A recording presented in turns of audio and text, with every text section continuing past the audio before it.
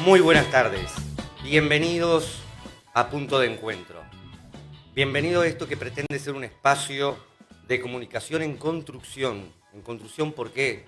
Porque junto con ustedes, con los invitados y nosotros de este lado, vamos a intentar poner los temas sobre la mesa de actualidad. Temas que manejan las personas y personajes que muchas veces nos determinan nuestra vida cotidiana. Por eso en Punto de Encuentro, en este espacio de construcción, vamos los martes y los jueves a tratar de realmente analizar cada una de las cosas.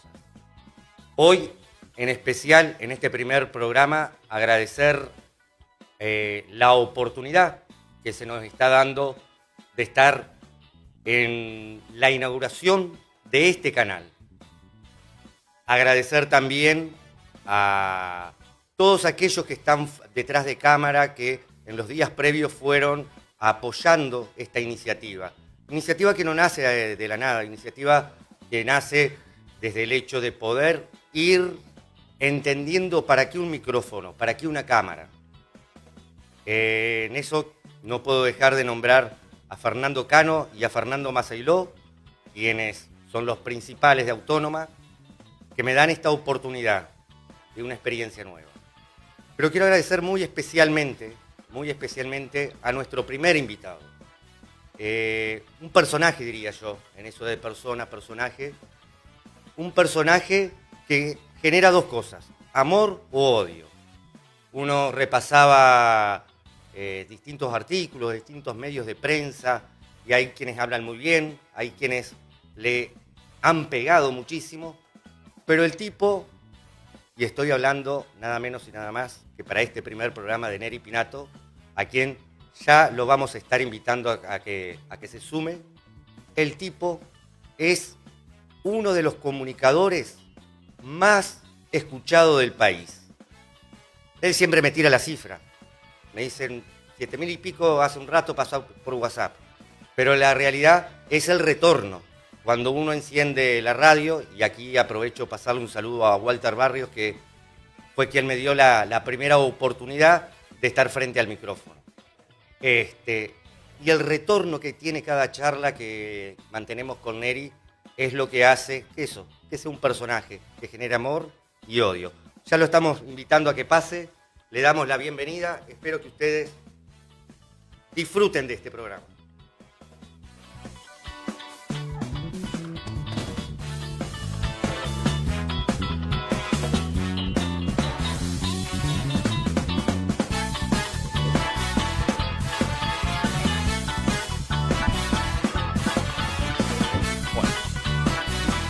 Y esto es como la radio, es como reproducir un espacio de radio, pero con las cámaras.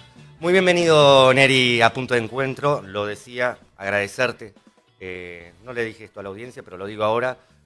Con Neri, si bien no nos conocíamos personalmente hasta este momento, fuimos construyendo desde la comunicación, desde el micrófono, un vínculo que hoy me honra tenerlo acá sentado en este primer programa, que así... Muchísimas gracias, muy bienvenido y vamos a ver qué sale de todo esto. Bueno, el agradecido soy yo, Jorge. Hace más de 20 años que bien o mal o hemos producido o hemos conducido. Es un honor para mí acompañar esta primera experiencia televisiva tuya, que estoy seguro que será un momento marcante, pero es tan solo el comienzo de una larga y más que fecunda trayectoria que vas a tener también en este medio, que no será otra cosa que la reproducción del éxito que venís logrando en radio. Seguramente cuando Walter te invitó, para vos habrás dicho, ¿qué voy a hacer en radio? Que no es lo mío. Y fíjate, hoy sos una de las voces más autorizadas, queridas y respetadas de Paysandú, junto a tus compañeros de la charrúa, y no tengo ningún tipo de duda que en televisión te va a suceder lo mismo. Bueno, si Neri Pinato lo dice, así será.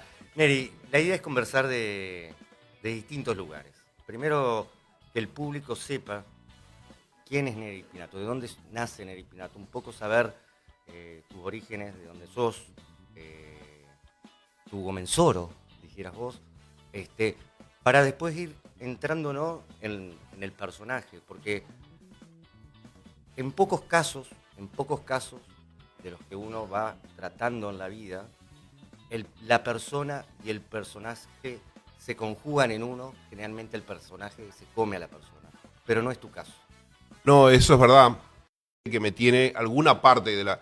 Que haya muchos políticos, especialmente los corruptos, los oportunistas, los que viven del esfuerzo de Juan Pueblo, que no me quieran, está muy bien, porque me preocuparía que me quisieran, porque toda mi acción, llamémosle popular, está orientada a enfrentarlos.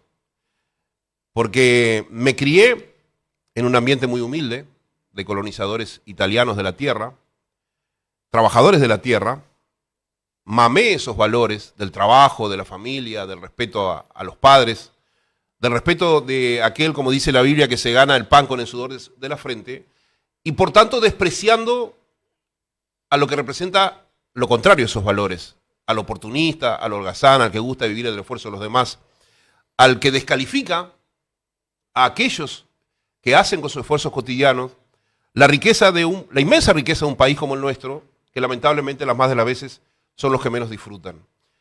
Y en la medida que fui evolucionando en la vida y pasé por momentos muy duros, a mí nadie me va a decir lo que es vivir en pobreza. Yo recuerdo cuando nació mi segunda hija, Oriana, el 18 de septiembre del año 2002, fíjate qué fecha, epicentro de la crisis, ¿no es así?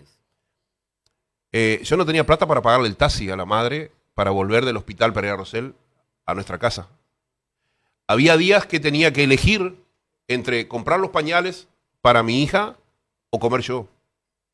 Había días que tenía que pasar por esa elección y obviamente elegía la salud de mi hija. Por lo tanto, nadie me ha regalado nada en la vida. Todo lo que he conquistado, lo he conquistado producto de mi esfuerzo. A veces en la vida vos tenés que resistir para no quedar definitivamente de lado. Otras veces tenés que contentarte con empatar, pero siempre tenés que jugar a ganar. Porque ese debe ser el objetivo de toda persona, ser exitoso en la vida. Que es lo que siempre trato de inculcarle a mis hijos. Y eso que dijiste vos, para aquellos que trabajamos en medios populares, como son los radiales o como son los televisivos o ahora los nuevos modos de comunicación por internet, nunca debemos confundir la persona con el personaje. Para aquellos que trabajamos en esto, no digo los actores, ¿no es así? Totalmente. Porque si un comunicador o si un profesional, como soy yo también en el área de la investigación estadística, necesitamos inventar un personaje para tener que defender lo que somos, es porque no tenemos mucha seguridad en lo que somos. Y yo, si hay algo que no tengas ningún tipo de duda, que soy orgulloso, es de lo que soy. Por lo tanto, jamás voy a dejar que se confunda el personaje con la persona, porque somos la misma cosa. Es decir, no hay un personaje en Neri Pinato. Lo que la gente quiere o que la gente rechaza de Neri Pinato es el modo de ser de Neri Pinato. Ahora, estoy convencido que si se trata de un integrante de nuestro sufrido pueblo, la más de las veces, que me rechaza, es porque está equivocado. Porque si hay alguien por la cual yo lucho en este país, es por los derechos de Juan Pueblo, que debe ser de los pueblos que menos respuesta tiene y devolución tiene en relación al sacrificio que hace en pro del país todo. Por tanto, me pasa muchas veces, cuando denuncio las estafas que ha padecido Juan Pueblo en todas las áreas de gestión de nuestro Estado, y que mucha gente, me pasa con la columna contigo, por ejemplo, que rechaza lo que estoy diciendo, me pregunto cómo es posible que alguien que esté rechazando lo que está diciendo algo en pro del beneficio y el futuro de sus hijos. Pero bueno, eso lamentablemente, querido Jorge, se llama adoctrinamiento, algo que hace mucho tiempo se ha impuesto y con todo éxito en nuestro país, ¿no? Todo un tema. Neri Pinato, su infancia. Bueno, como te decía, me crié en un ambiente mayormente rural, muy familiar, de mucha productividad, de mucho entronque entre lo familiar y el vivir del esfuerzo. Se dio en una colonia de colonizadores italianos, a unos 5 kilómetros del pueblo de Tomás Comensoro, ese que vos citaste, que es el pueblo más lejano de Montevideo. Después hacer la escuela, la convivencia con los gurises como tú, la relación tan fuerte con tus padres, la familia tradicional de otras épocas, ¿no es así? La madre en la casa, haciendo todo lo que un hijo espera de la madre, la comida, la protección, la limpieza, los valores que te da una madre. El padre generando los recursos para que la familia pudiera vivir dignamente. Y en esos valores me crié yo, en ese ambiente, un pequeño pueblo. Después, cuando empieza la etapa liceal, como en el pueblo no había todavía liceo, mis viejos decidieron irse a la ciudad de Artigas, a la capital departamental, y ahí se empieza una etapa diferente en mi vida, la etapa del joven. Para mí Artigas, cuando yo llego, era como llegar a una gran ciudad, porque venía de un muy pequeño ambiente. Ir al liceo, ver lo que era el tamaño del liceo, al lado de lo que era el tamaño de mi escuela, yo entré con susto en mi primer día al liceo, recuerdo.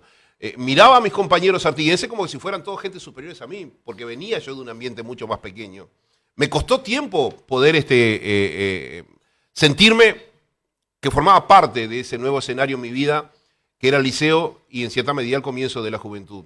Y después cuando termino el liceo, con 18 años, empieza una tercera etapa, yo diría ya la más definitiva, que es ir a Montevideo a los estudios universitarios, que fue algo similar en relación a la juventud, lo que me pasó cuando era niño y fui al liceo artiguense, ¿no? Es decir, si tengo que hablar desde mi infancia hasta la adultez, te hablaría de esas tres etapas.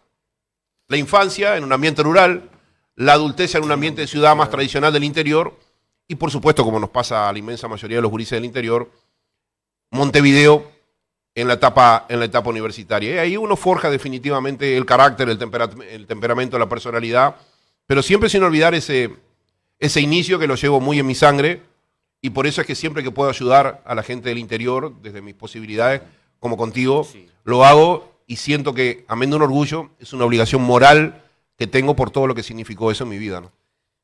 Sos muy recurrente, Neri, en recalcar el tema de la moral. Y escuchando una de las columnas de Estado de Situación, si no me equivoco la de ayer de mañana, referencias una enseñanza que te marca, que te dejó tu papá, donde no hay una mala moral, la moral es una sola. Uh-huh. Y tenés esa cosa de que, si bien hoy estás afianzado en la capital y desde ahí has crecido, y lo señalabas recién, por eso estás hoy acá con nosotros, siempre estás volviendo al interior. Y desde ahí también iniciaste tu fortaleza a través de MPC. Digo, hoy sos, o MPC mejor dicho, dirigida por Neri Pinato, una de las empresas encuestadoras que lleva un relevamiento sistemático de cada uno de los departamentos del interior del país.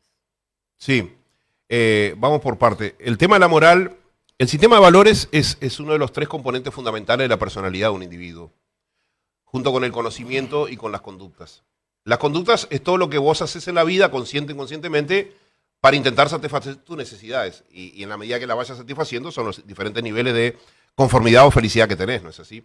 El conocimiento es lo que vas asumiendo en la familia, en los institutos educativos, en la misma sociedad, que te va permitiendo la interacción con la sociedad en la cual vivís. Es un dato de la realidad. Cuanto más conocimiento vos tengas, seguramente te va a ser más fácil ser exitoso. Cuanto más ignorante sos, más vas a depender de la ayuda del destino. Y el sistema de valores es aquel sistema que se va conformando en la familia, en la sociedad, en la educación, que te enseña qué es lo bueno y qué es lo malo, que te permite la convivencia, que es absoluto, es en blanco y negro, es como un tablero de ajedrez, no hay puntos grises en el sistema de valores. Eso se llama relativismo moral, que lamentablemente se viene imponiendo desde los que gobiernan el mundo en los últimos tiempos, para poder manejar mejor a los jóvenes. Eso es fundamental, ¿no? Cuando vos hablás con un hijo, cuando hablas con un joven, decirle, mira, robar está mal. Totalmente. Drogarte está mal. Mentir está mal. No hay medias verdades. No es que hay mentiras que están más o menos mal o más o menos bien. No es que drogarse está más o menos mal o más o menos bien. No es que robar está más o menos mal o más. Es algo que está mal. Como está bien llevarte bien con tus viejos, está bien estudiar, está bien ser responsable, está bien ser buena gente. ¿No es así? No hay valores medios, como lamentablemente en los últimos tiempos se viene enseñando a ese nivel. Por eso que yo pongo tanto acento en las charlas con los gurises sobre el sistema de valores como el punto nodal sobre el cual construir una sociedad lo más equitativamente posible. Y lo segundo que vos tocaste fue la evolución empresarial que me vino ya de veterano. Yo, hasta mediados de mis años 30, 35 años por ahí, por mi manera de ser normalmente, nunca le di mucha importancia al tema económico. Me bastaba con llegar a fin de mes, vivía la vida con la clásica filosofía de los jóvenes, que lo que importa es vivir el día a día, hasta que me nació mi primera hija, Luciana, cuando yo tenía exactamente 36 años. Cuando nace Luciana, me doy cuenta de que yo pasaba a ser un ser trascendente. ¿Qué quiero decir con esto? Que ya no era solamente Neri Pinato en su vida, era Neri Pinato y un hijo, y una familia que se empezaba a conformar a partir del nacimiento de ese hijo. Y que ya no era solamente ideales muy lindos que uno podía tener respecto a la vida, lo que le iba a dar de comer, lo que iba a dar una vida digna a esa niña, sino que también necesitaba de un basamento económico para tener una vida digna. ¿No es así? Entonces, el tema económico pasó a ser un tema fundamental en mi vida, porque me lo imponía la condición de ser padre, y es ahí cuando, bueno, con un grupo también de profesionales que habíamos estudiado en el Instituto de Ciencias Políticas del doctor Luis Costa Bonino, para mí el mejor instituto, por lo menos que a fines de los 90 había en el Uruguay, estudiamos Ciencia de Comunicación Política y éramos 4 compañeros que fundamos MPC. Y bueno, el nacimiento de Luciana me impuso un trabajo, digamos, más profesional y la necesidad imperiosa de empezar a ganar dinero. Y bueno, el paso del tiempo llevó a que de los 4 que originalmente éramos quienes fundamos MPC, lamentablemente 2 se tuvieron que ir al exterior por la crisis esa del 2002. Quedamos el licenciado Alejandro Lourido y yo. Después Alejandro hizo otras inversiones, especialmente en el área de la educación, y quedé yo solo con MPC. Y acá viene un problema, ya que estaba hablando de lo empresarial y lo económico, y yo sabía que iba a pasar eso, que MPC, al quedar nada más que en manos de Neri Pinato, iba a tomar invariablemente el modo de ser y de pensar de Neri Pinato. Y sabía que MPC iba a empezar a tener problemas con el poder, especialmente con el poder que se impuso en el Uruguay a partir del 1 de marzo del año 2005. Y bueno, yo empecé a ser muy crítico con todo lo que se empezó a imponer en el Uruguay, dentro de ellos el relativismo moral que yo hablaba, dentro de ellos que la drogadicción no está mal, dentro de ellos la ley de la marihuana, dentro de ellos la esclavitud del pueblo uruguayo en pro de los organismos financieros internacionales y otras, ¿no? Situaciones que se empezaron a dar y que más o menos uno preveía. Dentro de ellos, el empezar a poner la política al servicio de los intereses empresariales, de amigos y familiares. Y bueno, las consecuencias para MPC fueron muy, muy duras en el plano económico. Y empecé a ser censurado en los grandes medios montevideanos y se empezó a censurar la posibilidad de que MPC pudiera participar de la venta de sus servicios en investigaciones de opinión pública, en investigaciones de mercado, en formación de recursos humanos, especialmente en las áreas de gestión del Estado. Bueno, eso significó unas pérdidas económicas muy grandes para MPC, el tener que invertir para poder producir, por ejemplo, contenidos periodísticos, claro. Sí. Porque si no, si se nos callaba nuestra voz, si se nos hacía desconocidos ante el gran público, nadie iba a procurar a MPC como empresa para contar con sus servicios.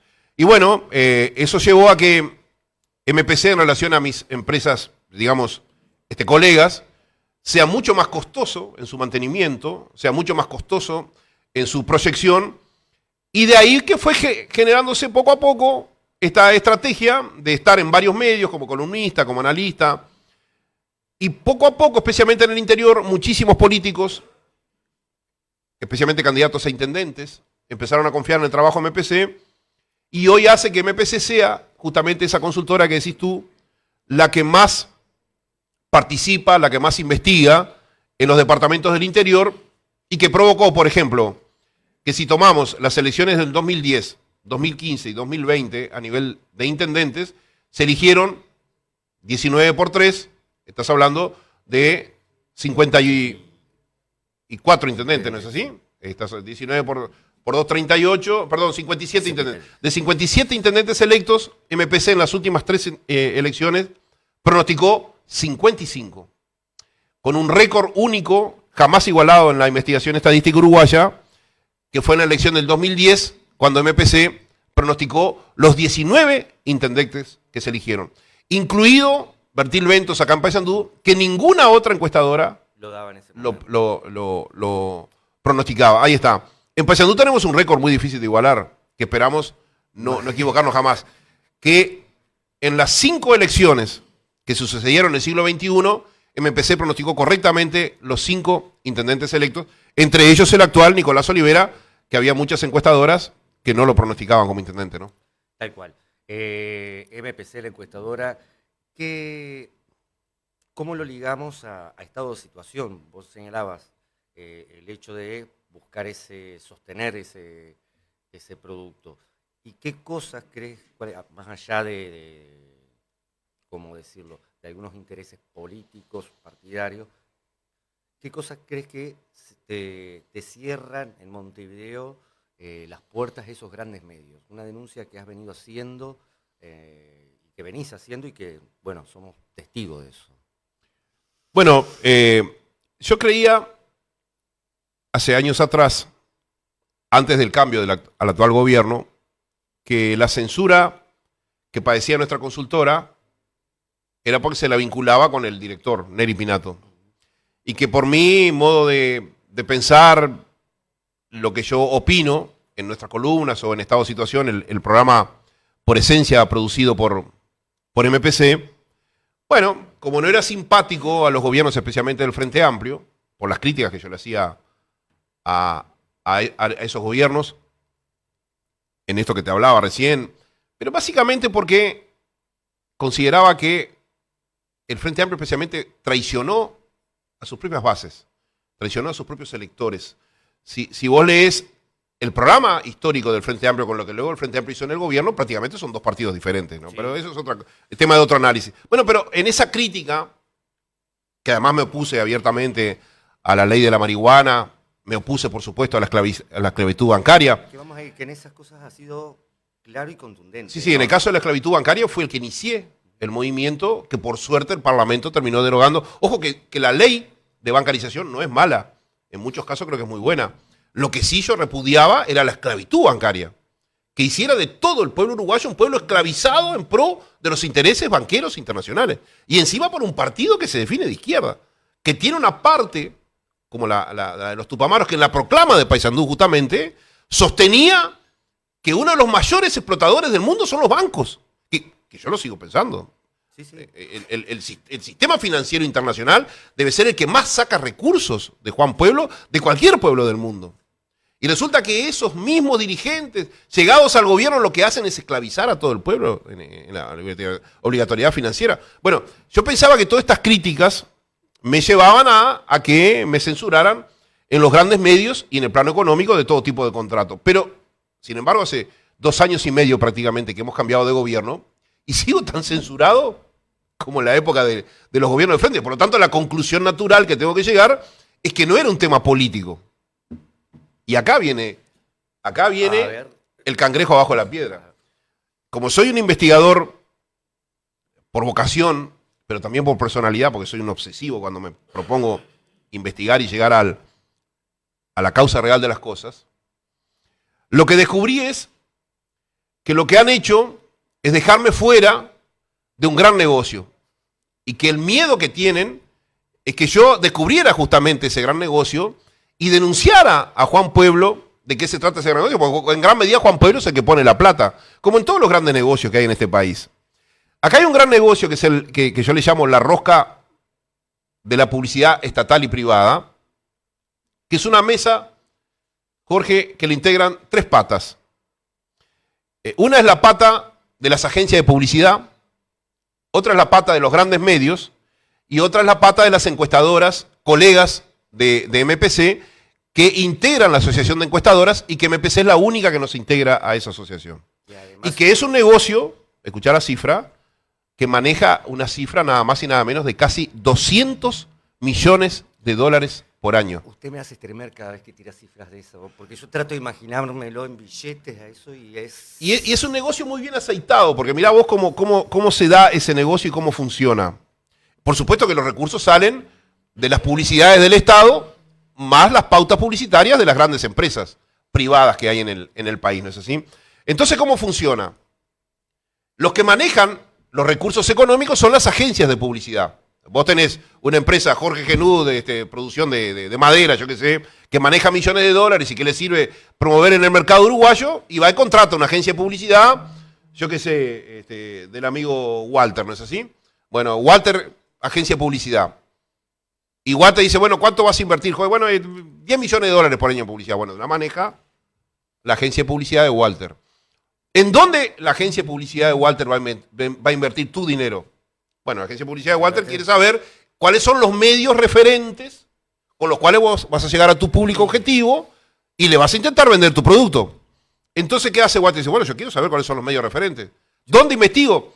En el libro del Buró de Medios. Si es de radio, Buró de Radio. Si es de televisión, Buró de Televisión. El libro de Buró de Medios, de radio o de televisión, que marca los niveles de rating o de share, se fundamenta en ¿qué? En las investigaciones de las empresas encuestadoras. Que, oh casualidad, siempre son los mismos medios y los mismos programas los que mejores marcan y los que más venden a la agencia de publicidad del amigo Walter. Por lo tanto, es un círculo que no tiene nada de virtuoso, es muy vicioso, en la cual, a modo de un agujero inmenso, agujero negro, cae toda esa enorme cantidad de plata. Por suerte, y a partir de una pelea que dimos varios comunicadores con muchos políticos sensibles, entre ellos mi querido buen amigo, nuestro común amigo Jorgito Gandini, se logró que del monto que el Estado destina a la publicidad, varios millones de dólares por año, en la época de Sendí, cuando era presidente de ANCAP, solo ANCAP destinaba 62 millones de dólares por año, una empresa monopólica, ¿no es así? Pero, bueno, entre otras cosas, dedicó 5.000 dólares a una radio que no existía ahí en Quebracho. Ahí en Quebracho, ahí está. Va. Esa enorme cantidad de plata finalmente va siempre en las mismas manos, con los cuales se monopoliza la comunicación, el poder de la comunicación, en muy pocas voces que, más allá de caritas diferentes, siempre van a opinar y defender los mismos intereses, que son los intereses de aquellos que protegen esa enorme cantidad de dinero. Jorge Gandini y otros legisladores, ¿qué lograron? Que se votara una ley de medios, que por lo menos le impone a que de la publicidad del Estado, que es lo único que pueden hacer los legisladores, claro, el 20% de lo invertido cada año tenga que ir al interior.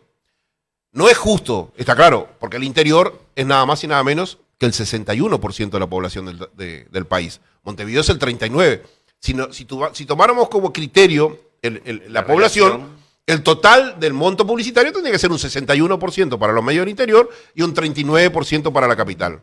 Pero es un avance, es un 20%. A pesar de eso, tanto Gandini como los otros políticos fueron tachados por las agencias de publicidad y estas empresas que manejan los recursos publicitarios uruguayos, porque bien o mal les han quitado un 20% de la porción de la torta. Antes de esa ley, ¿vos sabés qué porcentaje le tocaba al interior? No tenía. 3%. Ah, tenía 3%. Tenía un 3% promedio, sí. No era que estuviera fijado, pero vos haces un estudio histórico y más o menos el promedio era de un 3%. Bueno, como yo soy el único que denuncia esto, a mí me han censurado por todos lados porque, claro, soy la ovejita negra de este negocio, ¿no? La persona, el personaje, el empresario y la política, porque esa es la fortaleza que tenés, el señalar con el dedo, diría yo, marcar lo que es la corrupción que ha tenido todo nuestro sistema político. ¿Nunca te convocaron a formar parte de un partido? Te has definido ballista. Sin embargo, sos muy amigo, o muy cercano, no sé si amigo, a Sanguinetti. ¿Por qué nunca Neri Pinato incursionó directamente como candidato a? Sí, yo me defino personalmente anarco-ballista, que no es una definición política, es una definición filosófica. Anarco es como rescatar lo que han sido mis históricas posturas juveniles, rebeldes, que no me gusta que me impongan desde poder cosas sin que me lo expliquen, porque me lo imponen. y que especialmente se fundamenta en respetar la autoridad cuando merece ser respetada. Porque no por ser autoridad vos mereces ser respetado. ¿Qué tema ese? Es como ser un padre. Mereces ser respetado si sos un buen padre. Y una autoridad lo mismo. Mereces ser respetado si sos una buena autoridad. Si sos un político que trabaja en beneficio de Juan Pueblo, que te eligió y que te paga un muy buen salario, porque el salario de un político promedialmente es bastante mejor que el de Juan Pueblo, ahí sí mereces ser respetado. Cuando no llevas adelante una conducta que haga merecedor del respeto de Juan Pueblo, yo creo que el pueblo tiene que repudiar tu accionar político. De ahí rescato mi condición de anarquista, en el sentido político que estamos hablando. ¿No es así? En este terreno. Otra cosa son los temas en la vida. Y basista, bueno, es difícil venir de un origen humilde, de un origen italiano, de un origen de trabajador de una colonia, haberte educado en los principios barelianos y no ser ballista, o no ser de Peñarol. Ah, bueno, está. Es muy difícil, porque son factores de identidad. Yo me crié en ese ambiente, estaba rodeado, recuerdo, de muchos estancieros, con otro poderío económico, y recuerdo que era muy difícil para esos estancieros, esos gurises que se criaban, que luego eran compañeros míos en la escuela, que no fueran blancos y de Nacional. Porque eran factores de identidad del Uruguay histórico. Y así se construyó el Gran Uruguay. En esas dos grandes corrientes que se daban la mano, de un modo de pensar y ser en política y de un modo de sentir hasta en lo futbolístico. ¿No? Cuando construimos juntos ese gran país que fue llamado alguna vez la Suiza de América. La pregunta que muchas veces me hago, Jorge, es ¿cuánto hemos fracasado los de nuestra generación, los que estamos entre los 50 y 60 años, para llegar a este Uruguay? Este patético Uruguay que le estamos legando a nuestros hijos. Nosotros antes éramos orgullosos de ser uruguayos. Si alguien nos motivaba a irnos al exterior, tenía que ser una oferta fantástica para que dejáramos de vivir en nuestro país. Hoy, una encuesta que no hace mucho hizo la Universidad de la República, casi 3 de cada 4 gurises que están egresando de los niveles más altos universitarios, su gran sueño es irse del Uruguay. Es decir, el Uruguay político, porque es el que administra todo esto, se asemeja al Uruguay futbolístico. Vendemos a los mejores para quedarnos con los peores. Y algo hemos hecho para que... Esto no es producto. Yo como científico no creo en las casualidades. Yo creo en las causalidades. ¿No? Algo hemos fracasado los de nuestra generación para que los gurises del futuro lo que menos quieran es quedarse y sentirse orgullosos de ser uruguayos. Yo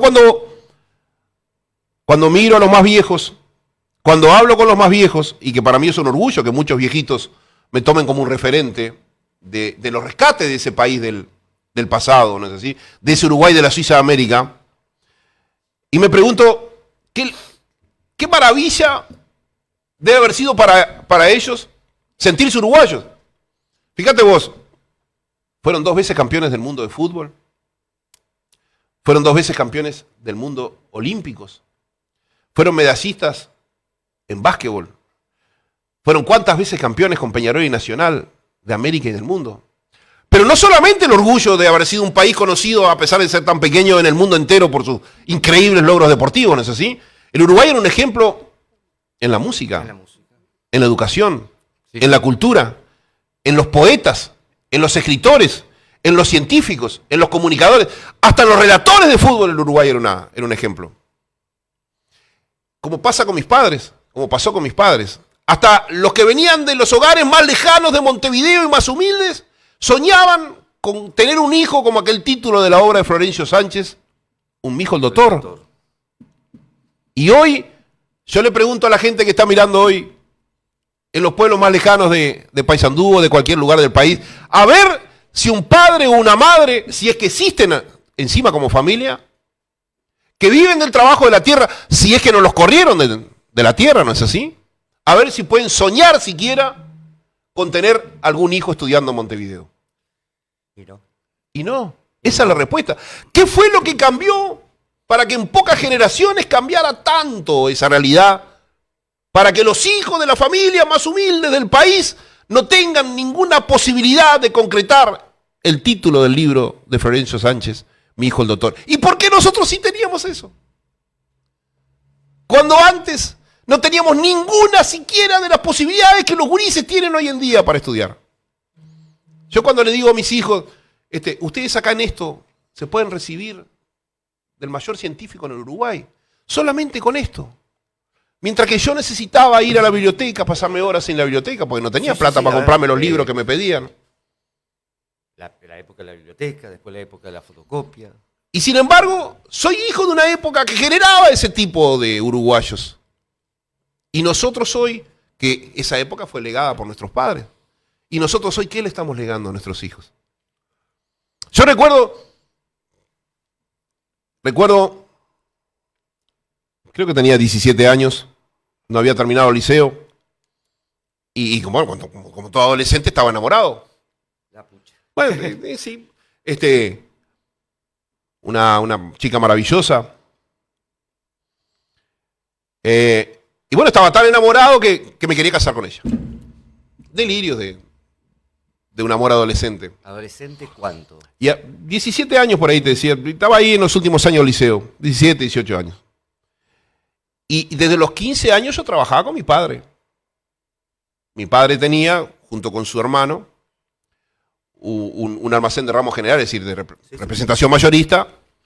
Y al comienzo ya ayudaba a los obreros a descargar cajones, bolsas, tenía un lomo, imagínate, ¿no? Después pasé a la venta y después pasé también a las cobranzas. Y ganaba un muy buen salario. Me había podido comprar un Fitito 600 con 16 años. Pero no era un salario. Entonces mi padre me dice, está bien, te querés casar. Bien. ¿Y tenés cómo mantenerla? Porque yo cuando decidí casarme con tu madre, tenía cómo mantenerla. Y cuando decidimos tenerte a vos y después a tu hermana, es porque sabíamos que ustedes los podíamos mantener. ¿Vos tenés cómo mantenerla? Y mañana si vienen hijos, ¿vos tenés cómo mantenerlo? Porque si no es muy irresponsable de tu parte. ¿Quién? Yo te voy a mantener lo que vos quieras hacer. Es muy lindo hacer lo que uno quiere, pero hay que tener cómo mantenerla, me dijo él. Fue una enseñanza maravillosa de mi padre, que tiró por el suelo todos mis sueños de casarme y de ser feliz y creer que la vida me reía y me cantaba a los 17 años. ¿Pero qué hubiese dicho yo si no hubiese tenido un padre que me dijera eso? Y hoy no estaríamos acá sentados. Seguramente. No estaríamos acá sentados. ¿No? Entonces, fíjate vos la importancia de eso que se nos legó. Yo cuando a veces hablo con mis gurises y digo, yo a la edad de ustedes iba a bailar, tenía una moto, 14, 15 años, iba a bailar y dejaba la moto tirada contra un árbol. Y salía del baile a las 4 o 5 de la mañana y la moto estaba ahí tirada contra un árbol. No tenía cadena, no tenía llave, no tenía un carajo de nada. Y mis hijos me miran como diciendo, eso no es cierto. No, es mentira que haya existido un país así. ¿No es así? Y fue cierto. Y fue cierto. Y yo muchas veces digo, y lo digo con total orgullo, y sé que para mucha gente es como una patada en las bolas, que yo soy un orgulloso de haber tenido mi educación liceal en la época de la dictadura. Y rescato siempre eso, porque tuve lo que una educación tiene que tener. Tuve disciplina, tuve valores, tuve formación y tuve conocimiento de lo... Es decir, iba a las clases de física y tenía física, no bajada de línea ideológica. Iba a las clases de biología y tenía biología, no bajada de línea ideológica. Y creo que eso es el gran debe que está teniendo nuestra sociedad hoy en su máxima representación política, que es el gobierno. Los gurises siguen yendo a clase y siguen teniendo bajada de línea ideológica antes que la verdadera formación educativa que permitió alguna vez la construcción de esa Suiza de América. Algunos mensajitos, Neri.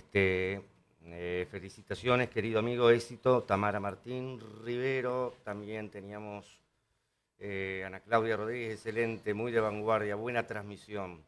Rubén Gómez lo sigue a usted, es seguidor suyo porque lo sigue en todas las columnas que hace. Y bueno, Rubén, bueno, le mando un abrazo. Gómez Severo porque además es coterráneo suyo, es artiguense. ¿Severo de apellido? Sí. Sí, una familia muy tradicional de allá. De la ciudad de Artigas, ¿no? De la ciudad. Sí, sí. Yo siempre insisto lo mismo, que soy de Tomago Menzorro. Separatista el No, hombre. no, no, somos del departamento, por supuesto. Sí, sí. Siguiendo. Pero para terminar lo que vos al final preguntaste, si alguna vez tuve como objetivo dar la pelea política. Sí, me lo ha pedido hasta el mismo Sanguinetti, que dice que me ve un potencial grande por la popularidad, más en estos momentos tan duros que está pasando el Partido Colorado. Pero yo nunca me definí integrante del Partido Colorado. Yo sí digo que soy ballista.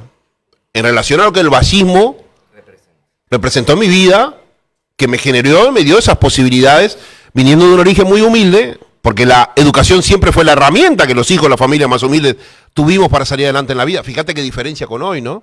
Que un 92, escuchá la cifra, 92% de los hijos de las familias más humildes abandonan el liceo, cuando nos deberían faltar una sola hora de clase. Pero claro, si tenés docentes que cobran horas docentes sin ir a trabajar, bueno, ¿qué legado le están haciendo a los gurises, no es así? Bueno, yo, por donde voy, me enorgullece que muchos compatriotas me plantean la posibilidad de dar la pelea política partidaria. Yo en eso tengo una manera de pensar. Yo hago política, porque todo es una pelea política. Sí. Hago política desde este lugar, desde el micrófono. Y en los lugares en donde están los políticos, acá quiero saludar al amigo Muria, que nos está acompañando. Que nos vino a saludar, hace mucho tiempo no lo veía, un joven de gran futuro dentro del Partido Nacional, por ejemplo, ¿no es así? En los lugares donde yo tengo amigos que creo en ellos y que ocupan lugares de senadores, de diputados, de ministros, donde sea, yo me siento representado, Jorge. Yo, por ejemplo, hoy tengo en el Consejo de Ministros del Gobierno 2 integrantes que son hermanos que me regalaron la vida, como Tabaré Viera y José Luis Falero. Somos hermanos de hace más de 20 años. Yo considero hermanos en la vida a aquellos más que amigos que me regaló la vida, ¿no es así? No son muchos, pero son. Y tengo la suerte de tenerlos. Tabaré Viera, desde mediados de los 90 y a comienzo del siglo XXI, José Luis Falero, fueron dos hermanos que me regalaron la vida. Hoy el Uruguay los está disfrutando como grandes ministros. Grandes ministros. Están haciendo grandes gestiones, generando mucho empleo. Yo claro que me siento representado por ellos. Porque amén de la condición de amigos, de hermanos de la vida, hay una gestión que enorgullece para mí que sean esos amigos. Y bueno, en ellos yo me voy a encontrar siempre representado. Que algún día me decida dar una pelea política partidaria, no lo tengo nada claro. No lo tengo nada claro porque creo que mi pelea por ese Uruguay que se merecen nuestros gurises está acá, en el micrófono, que es donde mejor lo sé hacer. Creo que si cambiara esa pelea por otro lugar, no sé si sería una buena elección. Todo un tema ese, pero no está descartado. No lo tengo descartado, especialmente por lo que es el pedido de mucha gente, ¿no? Neri, estamos entrando en la recta final. La verdad que se me vienen muchas cosas a la cabeza, pero no puedo dejar de preguntar de lo que es la actualidad a 2 años y pico de lo que va este gobierno multicolor. ¿Cuál es 2 años y 4 meses prácticamente. Ahí está. La mirada, y que nos tires alguna puntita de cómo ves, en base a los relevamientos a través de las encuestas que has venido haciendo, que son sistemáticas acá en Paysandú, cómo se va a mover el departamento pensando o cómo se podría llegar a mover el departamento pensando en el 2004. Entre medio, afirmás que los últimos 15 años que tuvimos el gobierno del Frente fue lo peor que le pudo pasar al Uruguay. Bueno, pudo haber sido lo mejor, porque objetivamente los gobiernos del Frente tuvieron todas las condiciones para hacer el vallismo del siglo XXI.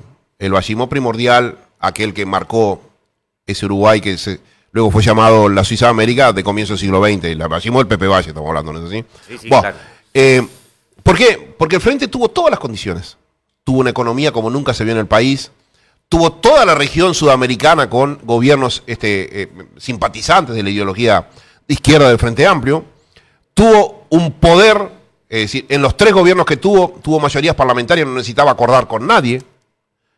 Y creo que tuvo dirigentes que estaban preparados para dar otra cosa. Me parece que el amor por el poder, por los beneficios económicos, por los privilegios, le nubló un poco la cabeza. Y además fueron muy seducidos por los cantos de sirenas del exterior.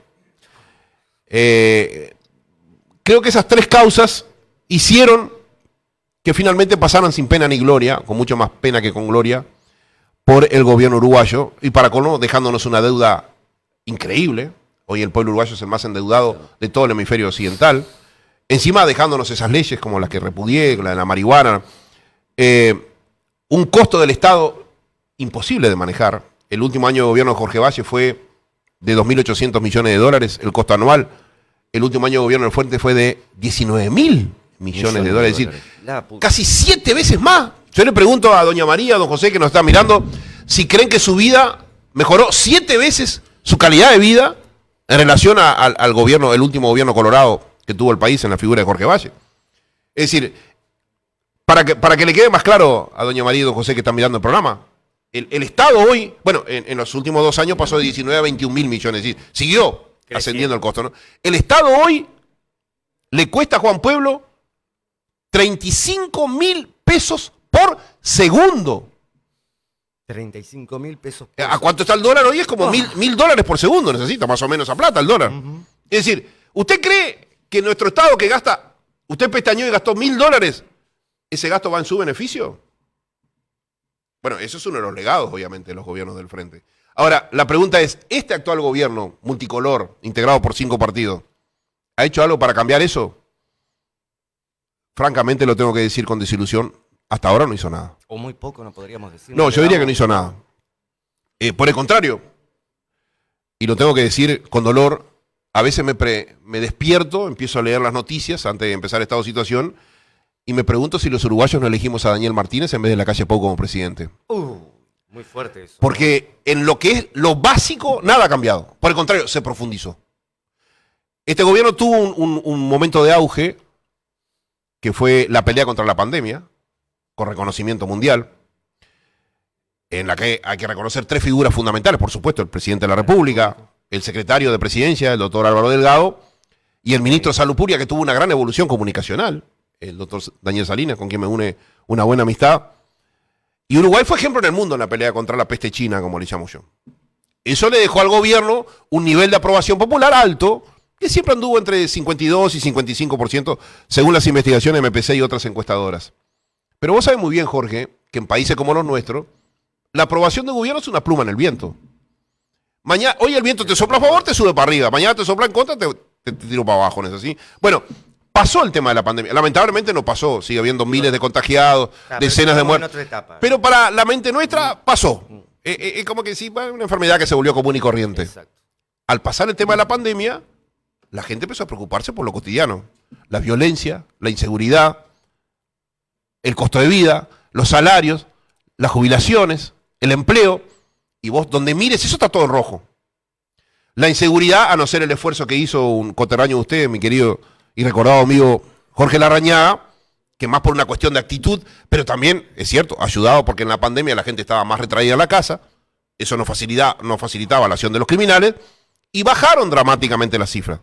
Mucha gente creyó que era una baja definitiva, y fue una baja coyuntural, porque para que exista, como existió al final de los gobiernos del Frente Amplio, y existe en la actualidad un asesinato cada más o menos 20 horas, y un robo cada 3 o 4 minutos, tiene que haber una masa criminal, una cantidad de gente dedicada al crimen, no menor a 50 o 60 mil personas. Es como si toda la ciudad de Paysandú estuviera dedicada a lo criminal. Y eso no va a cambiar porque eso es una cuestión estructural, eso es una cuestión, yo diría, cultural.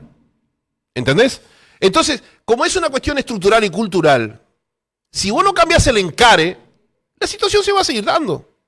Por eso es que hace más de 10 años yo vivo pidiendo permanentemente que saquen los militares a patrullar las calles. Porque no veo otro modo de combatir a la criminalidad. En lo que es una verdadera guerra civil que padece nuestro país. Sí, la ONU. La ONU define una guerra civil a una población que tiene 10 asesinados cada 100.000 habitantes. El Uruguay llegó en la actualidad a 12 asesinados cada 100.000 habitantes. Es decir, tenemos un 20% por arriba de la cifra que la ONU define como guerra civil. Pero además tenemos una guerra civil, como tantas cosas uruguayas, muy sui generis. Que es una guerra civil donde, en una guerra civil, los dos bandos matan y mueren. No, acá es al revés. Acá solamente un bando mata y el otro bando pone los muertos. Los criminales nos matan y nosotros los hombres y mujeres honestos del país, ponemos los muertos. Todos los días que pasan, una madre, un padre, un hijo es asesinado en este país. Cada vez que vos vas a salir de tu casa para ir con Walter y tus compañeros de La Charrúa a hacer el programa, yo te diría que te despidas lo mejor que puedas de tus seres queridos, porque puede ser tu último día. Y no es un drama que estoy haciendo, es un dato estadístico. No, y yo soy estadístico. Sí, Con un asesinado cada 20 horas, vos tenés la real probabilidad estadística de ser asesinado o de que asesinen a un ser querido por vos. Y con un robo, cada 4 minutos, ya no tenés una real probabilidad estadística. Tenés una convicción estadística que en algún momento de tu vida vas a ser robado. Neri. Y en eso, lamentablemente, no ha habido cambios, como tampoco ha habido cambios en la lucha, la verdadera lucha que es en el plano educativo. Los gurises más pobres, que son los que más dependen de la educación pública, siguen padeciendo un proceso de adoctrinamiento que nada tiene que ver con la educación. La educación es, por sobre todas las cosas, liberadora de la condición del individuo. Lo hace libre, lo hace un libre pensador, lo hace una persona crítica, como deben ser los jóvenes, por ejemplo. El adoctrinamiento lo hace sujetado a los intereses de los más poderosos. Y yo te pregunto, ¿cómo vos ves a la juventud de hoy? ¿Si la ves rebelde o la ves sujetada a consumir lo que los más poderosos quieren? Respondeme vos. No, es así, totalmente adoctrinada. Neri, minutos finales. Paysandú, tengo el público acá expectante. Cada vez que nos pasás las encuestas, vos no sabés lo que generás a través de este aparatito cuando empezamos a compartirla. Bueno, Paysandú, yo le comentaba a mis compañeros de viaje, mis queridos amigos Dardo Cardone y Martín Apestegui. Martín, que es sanducero además, y después de mucho tiempo vuelve a su ciudad natal. Le comentaba que Paysandú tiene una particularidad, que a lo largo del siglo XXI nunca repitió un mismo partido el gobierno. Exacto. Siempre intercambiaron el frente y los blancos, el frente y los blancos. Ahora le tocó el turno al Partido Nacional en la figura de mi querido y conocido, amigo de mucho tiempo, el doctor Nicolás Olivera. Tengo una anécdota que pinta de cuerpo entero la persona honesta y digna que es Nicolás Olivera. Pueda o no compartir uno su acción de gobierno, ¿verdad? Cuando en el año 2015, MPC, 10 días antes del acto eleccionario, el segundo domingo de mayo de ese año, saca una encuesta y la mostramos con nuestro querido común amigo Víctor Hugo Acosta en nuestra columna Radio Felicidad, y dijimos que la tendencia era clara a favor de la candidatura de Guillermo Caraballo. Fue una gran sorpresa, porque ni dentro del Frente Amplio, así creían. Guillermo lo creía. Sí, nadie. El mismo, sí, me llamó el mismo Caraballo, me llamó el doctor Petraglia, y me llamó también Nicolás Olivera, que creo que era uno de los principales de la candidatura, de la campaña de Bertil Bento, ¿no es así?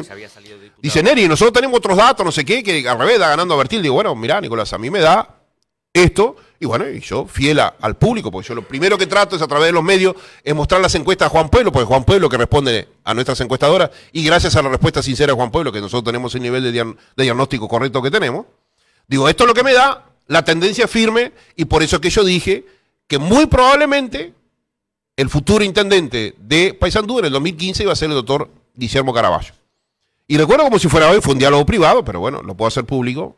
Me dijo el doctor Olivera, dice, mira Neri, por supuesto que eso no va en contra de lo que nosotros pretendemos, pero voy a ser el primero que te voy a llamar el domingo de las elecciones, cuando se confirme, si es que se confirma esto, para felicitarte por ese acierto. Y dicho y hecho, cuando se confirmó que ya la tendencia era firme hacia el doctor Caraballo, el primer llamado que recibí de acá en Paysandú fue del doctor Nicolás Olivera, reconociéndome, muy a su pesar, ese acierto de MPC. Bueno, ¿por qué tenemos esos niveles de acierto? Porque no es solamente acá en Paysandú, ¿no es así? Es en todos los departamentos, porque como bien dijiste vos, somos la única consultora que encuestamos permanentemente los departamentos todos los años. Así sea el primer año de gestión de una intendencia. En los factores que luego hacen a una elección. La gestión del intendente, de las principales áreas funcionales y operativas de una intendencia, la situación política. Porque vamos descubriendo la tendencia, que es la única manera de poder proyectar correctamente en el futuro. Yo creo que en cada departamento, querido Jorge, esto es un axioma, no es una ley, pero no deja de ser un axioma. Siempre el arquitecto único de su destino es el intendente, cuando puede ser reelecto, como es el caso de Olivera para el 2025. Por lo tanto, que Olivera gane o pierda en el 2025, él será el único responsable. Tenerlo bien claro. Si Olivera mantiene los niveles de aprobación que tiene en la actualidad, de entre un 60 y 70%, yo te diría que es muy difícil que pierda una elección. Insisto, esto no es una ley, pero es una especie de índice que nosotros en MPC le llamamos IRG, que quiere decir Índice de Reconocimiento de Gestión. ¿Qué nos indica ese IRG? Bueno, cuando un intendente tiene un promedio a lo largo de 12, 14, 15 encuestas que MPC hace de su gestión a lo largo de sus 5 años, cuando el promedio está por arriba de un 60%, yo diría es imposible que pierda una elección. Bueno. Cuando está en una fase gris, digamos, en un porcentaje gris de entre 50 y 60%, puede perder como puede ganar. Ya depende de otros factores, como entre otras cosas, si tiene un buen rival. ¿No es así? Y cuando tiene por debajo de un 50%, ahí yo te diría que es al revés de los 60%. Es muy difícil que gane una elección, a no ser que seas un candidato del Frente Amplio en Montevideo. Puedes tener pero esa es la excepción. menos 10% de aprobación, que igual vas a ganar. Eso sería tema para toda otra charla. Bueno, pero es una excepción que nos deja de confirmar esta regla, ¿no? Tal cual. Hoy, Nicolás Olivera tiene un promedio de aprobación de gestión que le da exactamente entre 60 y 70%. Si mantiene eso o sube, yo diría que es imposible que Olivera pierda las elecciones en el 2025. Pero estamos haciendo futurismo basado en ese dato estadístico. Claro, no es futurismo, es una proyección. Está basado en un dato estadístico, o sea, científico. Con lo cual rompería con la tradición del siglo XXI, en la cual ningún partido pudo retener la intendencia acá en Paysandú, ¿no? Impecable. Estamos llegando al final de este primer punto de encuentro. Me queda más que agradecerte. Me quedaron un montón de cosas para conversar, Pensé que se iba a ser difícil remar esta charla, pero, a ver, sentarse a hablar con Nery Pinato realmente es un gusto. Lo considero una charla y no una entrevista. Y queda la invitación abierta para cuando vos digas, cuando vos puedas y cuando vos lo dispongas. Bueno, por mi experiencia, como te decía, de más de 20 años a nivel televisivo y de casi 30 a nivel radial, las mejores entrevistas son las que salen en modo de charlas. Porque habla de una confianza, porque habla de un interés, porque habla de una devolución, un tuyo y mía, que el que termina ganando siempre es que el que está del otro lado de la cámara, ¿no es así? Yo espero que al público sanducero o a todos los que nos hayan visto a lo largo y ancho del país y también fuera de frontera, a través de los nuevos modos de comunicación, les haya interesado un poco más la vida de este humilde servidor. A mí no me mueve otra cosa que servir a los intereses de mi querido pueblo uruguayo, que me dio con su esfuerzo la posibilidad de salir adelante en la vida, de estudiar, de ser exitoso, y por supuesto, siempre voy a pelear por esa razón, porque del pueblo son mis hijos, y esas son la gran razón de mi trabajo humano y profesional. Y todo lo que yo pueda hacer que esté a mi alcance, no tengas ningún tipo de duda que lo vamos a hacer. Impecable. A ustedes invitarlos para el próximo jueves, acá en Autónoma, a las 19 horas.